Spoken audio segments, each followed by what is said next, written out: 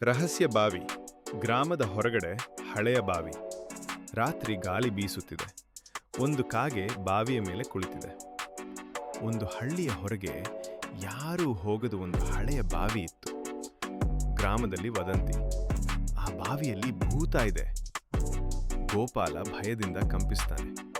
ಗೋಪಾಲ, ನಾನಲ್ಲಿ ಹೋಗಲ್ಲಪ್ಪ. ಅಷ್ಟರಲ್ಲಿ ಕಾಗೆ ವಿಚಿತ್ರವಾಗಿ ನಗುತ್ತದೆ. ಕಾಗೆ, ಭೂತ ಅಲ್ಲ, ಅದಕ್ಕಿಂತ ಭಯಾನಕದ್ದು. Dramatic zoom scene 2. ಕಾಗೆಯ ಸುಳ್ಳು.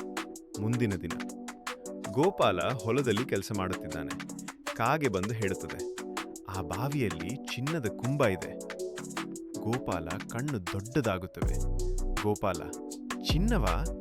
ಕಾಗೆ, ಆದರೆ ಧೈರ್ಯಶಾಲಿಗಳಿಗೆ ಮಾತ್ರ ಸಿಗುತ್ತೆ. ಗೋಪಾಲ ತಕ್ಷಣ ಹೀರೋ ಸ್ಟೈಲ್ನಲ್ಲಿ ನಿಂತುಕೊಳ್ಳುತ್ತಾನೆ. Funny background music scene 3. ಗ್ರಾಮದ ಗೊಂದಲ. ಗೋಪಾಲ ಊರಿಗೆ ಹೇಳುತ್ತಾನೆ, ನಾನು ಇವತ್ತು ಚಿನ್ನ ತರ್ತೀನಿ. ಎಲ್ಲರೂ ಅವನ ಹಿಂದೆ ಹೋಗುತ್ತಾರೆ. ಒಬ್ಬ ಅಜ್ಜಿ, ಮೊದಲು ಅಂದ್ರೆ ಕಾಗೆ ಹೇಳಿದ್ದು ಸತ್ಯವಾ?